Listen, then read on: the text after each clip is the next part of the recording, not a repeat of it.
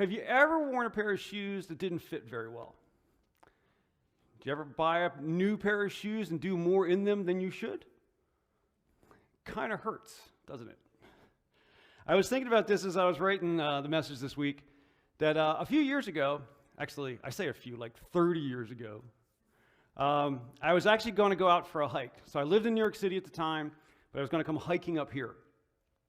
And my hiking boots were kind of worn out, so I bought new hiking boots for my trip. Now, I know better than buy brand new boots and go on a big hike. So I decided I would get ready. So I wore my boots around town. You know, now walking through the streets of Manhattan, exactly like hiking in New Hampshire.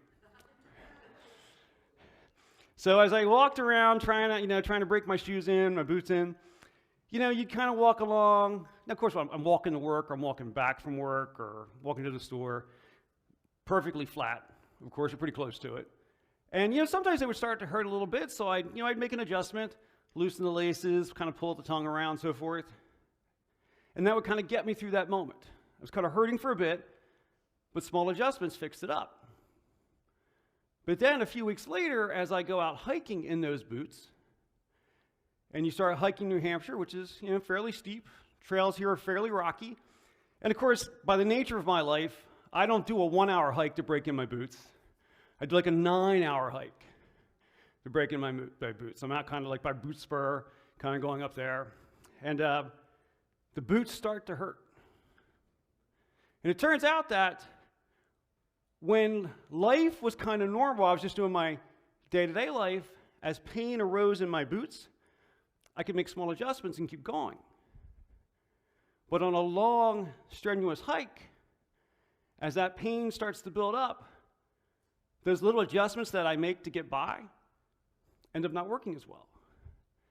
And for me, as I'm kind of halfway into the hike, which means that the car is as far away as it can possibly be, my feet are starting to hurt so bad that even carrying on started to feel kind of really difficult. Like I would actually have to stop over and over again. There was no way I was traveling as well as I could travel.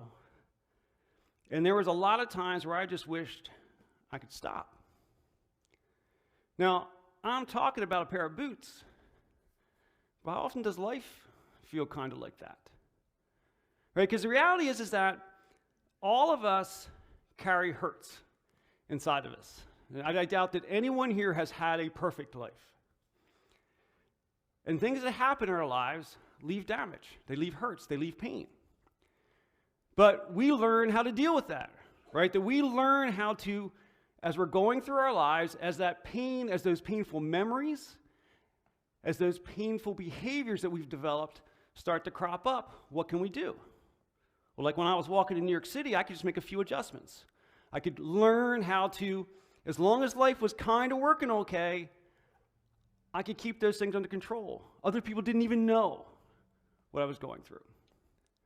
But then, during those points in life when things get really hard, and the stress carries on longer than you feel like it should, certainly longer than it should, those little adjustments that we make to feel better, that work when things are okay, kind of stop working. And the pain starts to really build up.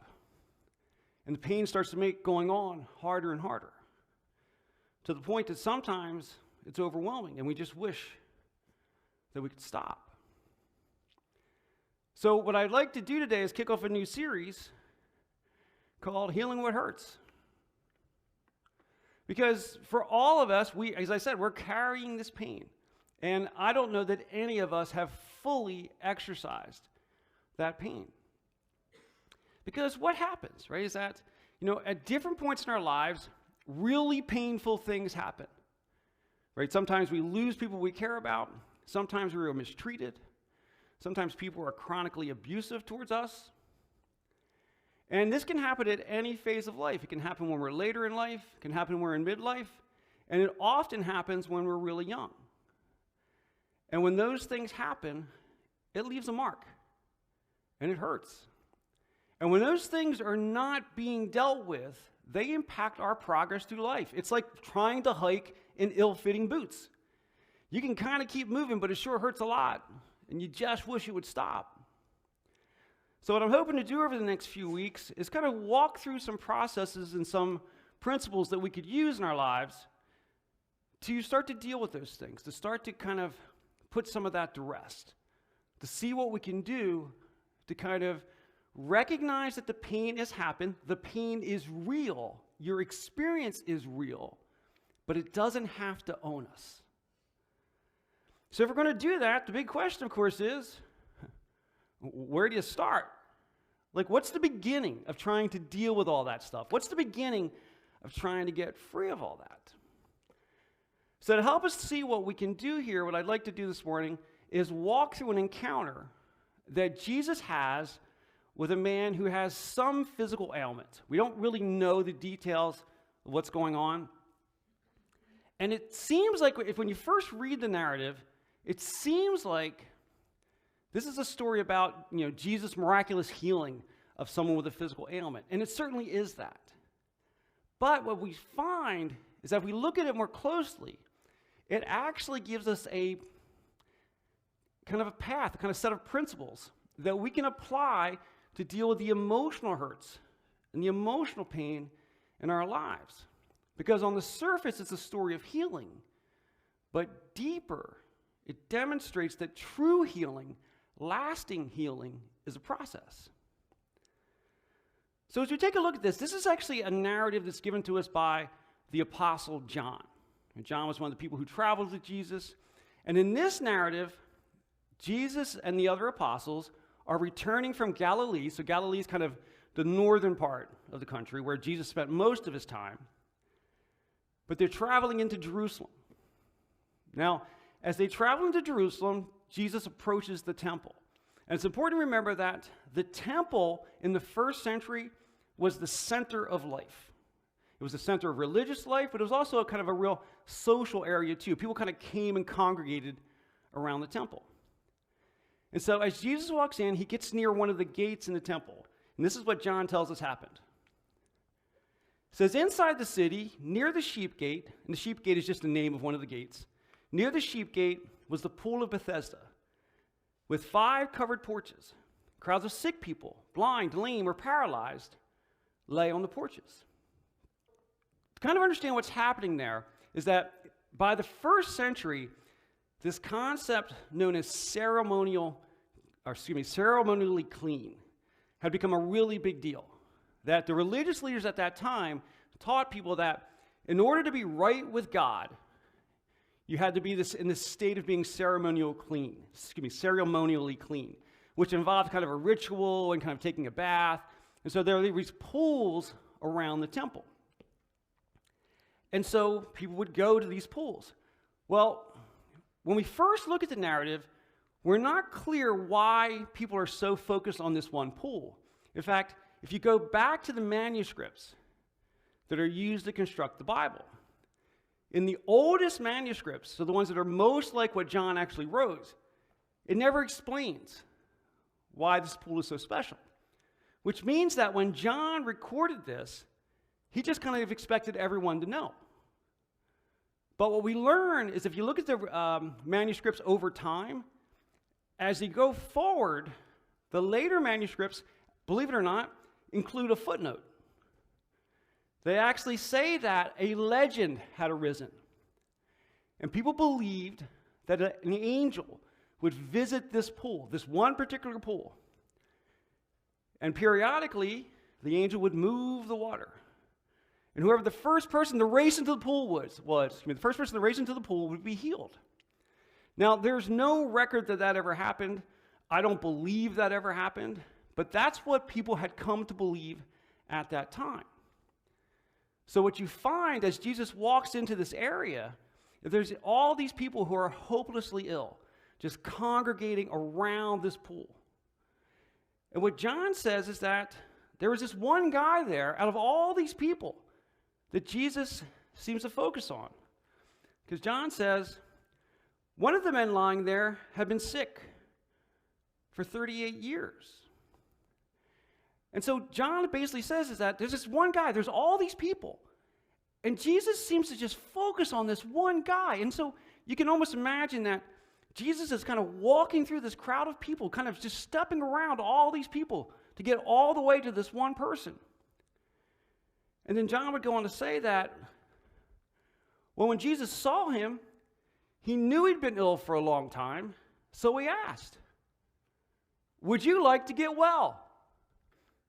Now that seems like an odd question, doesn't it? You've been sick for 38 years. I've been sick for 57 years, right? You know, do you want to get well? Yeah, I want to get well. I mean, that's what we would expect, right? Yeah, I want to get well. But that's not what happens, right? Jesus says, "Hey, do you want to get well?" Guy says, "I can't, sir, for I have no one to put me into the pool when the water bubbles up. Someone else always gets there ahead of me."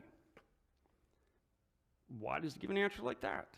We don't actually know. I think that realizing that these are, real people with real experiences and emotions very much like our own, there's probably a few things we can probably guess. Being sick for so long, he may have become self-conscious. People may actually be mean to him, right? In the first century, if you couldn't do physical labor, you would have lived in incredible poverty. So maybe people give him a hard time all the time, and he's just trying to defend himself a little bit. Also, we know at this point, Jesus was beginning to become famous in Jerusalem. That he had done some kind of initial miracles, but the thing that was really going on is that he was teaching throughout Jerusalem. And people commented that he teaches like someone with real authority. And so if word about Jesus is getting around, the guy might have been a bit intimidated. That, here's this kind of great teacher, and he's asking me, and I just want to explain why it hasn't gotten any better. But I think there's another option, and to me, this is the most likely option. That he had been sick for so long that he couldn't even imagine getting well. The thought that any chance of real healing had left his mind. There was no way for this to happen. And I think that's the greatest risk for us. That as we go through our lives, and as we live with the pain and difficulties and hurts that we've carried for so long, we just decide that this is how it has to be. That this is how my life is going to continue. I have to figure out how to keep walking with boots that hurt. We just feel like there's no other option. So, what happens? What happens in our lives when we do that? If we start to think that way, where we're just hurting so much, and we just have to deal with it, we start to get down on ourselves. Right? We start to develop that voice in our mind that says all kind of terrible things to us, that says things to us that no one else would say to us. Because there is no doubt that we can be our harshest, meanest critic of all. And I think what starts to happen is that we start to really get down on ourselves, and we start to talk so negatively to ourselves, and we start to get so judgmental on ourselves. We have that going on in our own minds, but we also start to project that onto other people. If someone says, "Hey, are you doing okay?" Why wouldn't I be doing okay? I'm fine. Why? When someone's really just saying, "Good morning," right? Because those kind of feelings start to build up inside of us. And so I think that for this man who had been sick for so long, when Jesus says, "Do you want to get well?" He's like, "Dude, I'm trying, all right? I'm doing what I can do. What are you going on about? I've been sick for so long. I've been depressed for so long. I've been hurt for so long. Yeah, I want it to change. But I don't think it's ever going to change." I think something else that we see here in the man is that, this is a legend about this angel. No one's seen it happen. We have no documentation that anyone ever saw it happen. Because again, I don't think it ever actually happened. But people were hoping that it would happen. And for this man, it seems that maybe he now sees that as his only option. That he's gotten hyper-focused on that. Man, if this angel shows up, I'll be okay. And he got into a point that the thought of even considering other options may have been too much, because it's too far gone for anything. What could I possibly do? Now, it turns out in the case of this man, Jesus chooses to do something. Jesus told him, stand up, pick up your mat and walk. And instantly, the man was healed. I know as I read that, I think many of us read that, if something we're dealing with, I'm like, oh man, I just wish it was that easy. I wish it was just that easy. That if God would just heal what's hurting me, I would finally be able to be free. Does that sort of thing even still happen? Does God really bring healing? Does God really, especially in the case of emotional healing, does God really bring emotional healing into our lives? I believe he does. I know he does. I'll stand up. He did for me. Right? Because you don't have to take my word for it, right? Talk to anyone who's gone successfully through any kind of 12-step program, and they will tell you the same thing. Whatever variety, AA, NA, any of the religious-based ones, any of those things. One of the things that we find is that God really does heal our hurts and our damage inside of us. Now, people will use different words, particularly if you're talking about the 12-step word. Some people might say Jesus. Some people might say God.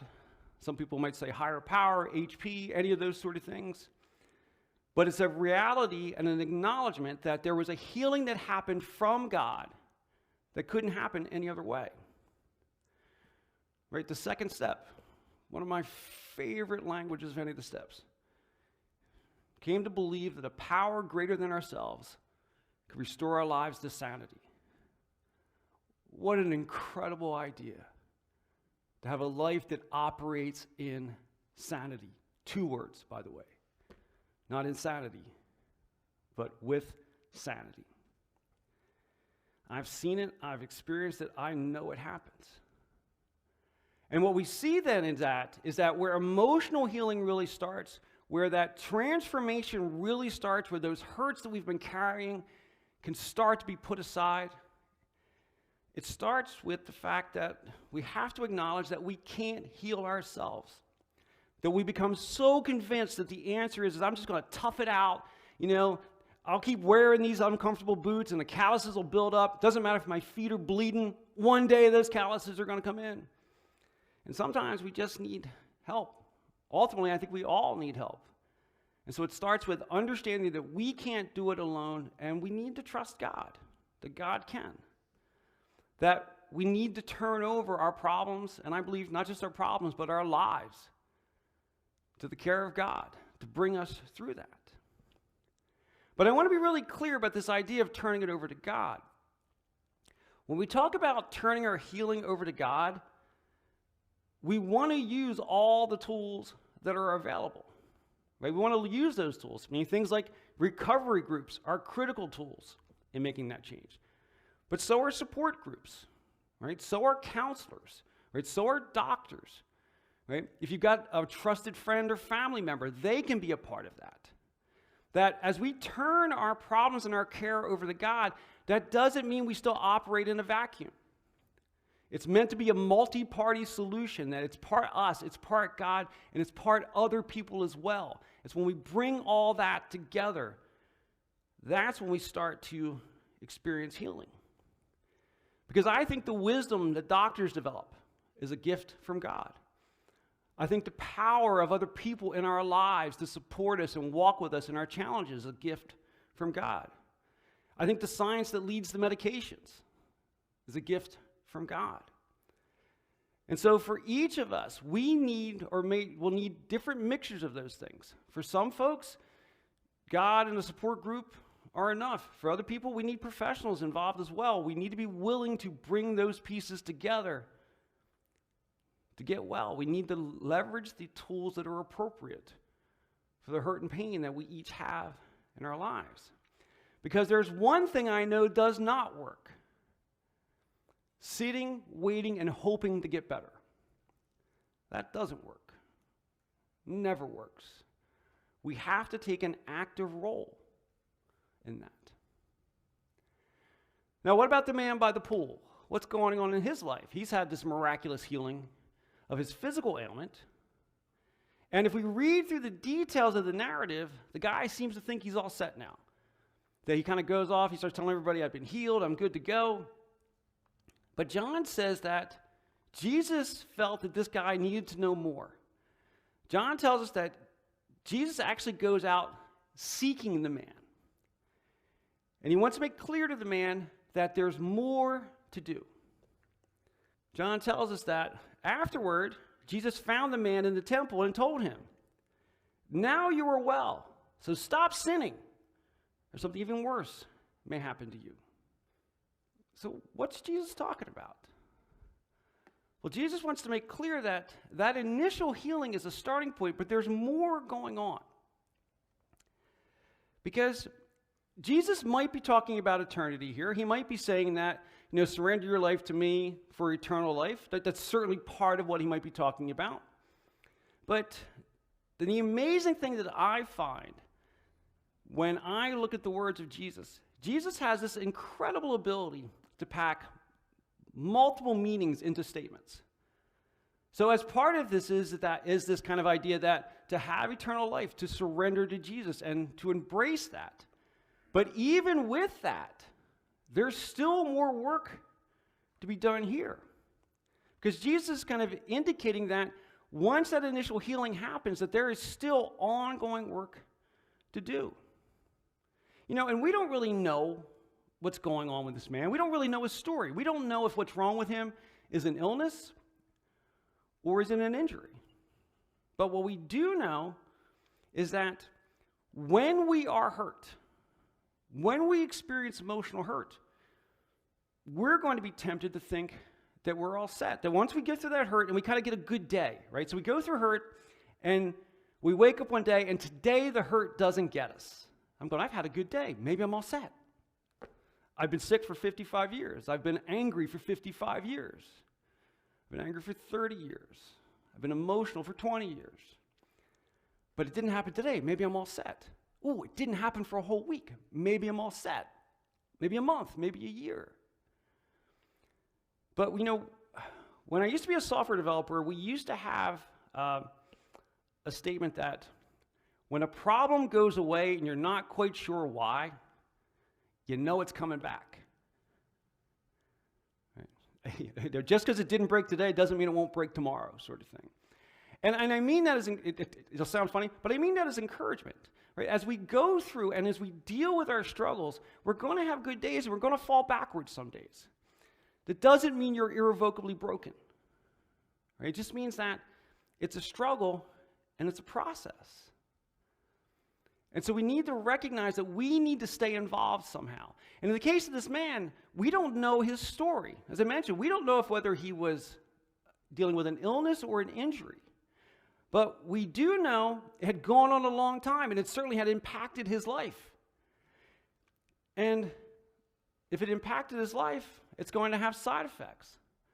He's been sick for 38 years. There's a good chance he deals with depression, right? Possibly anger, possibly vindictiveness. Does he self-medicate? Does he use his condition to take advantage of other people? We don't know what he's doing. But there's something in his life that Jesus felt the need to call out. Because here's the thing that we find, right, is that in our lives, when we have deep hurts, they leave a mark. They impact our behaviors. And we see that in this man's life because Jesus says what? Stop sinning. Now, as we hear that phrase, stop sinning, if you're not really a church person, you're kind of like, oh, here we go, the list. Don't do the stuff on the list, right? But we know Jesus doesn't give us a list. Jesus doesn't say there's some magic list that these things are sins and these things aren't sins. What does Jesus tell us sin is? Anything we do that harms other people or harms ourselves.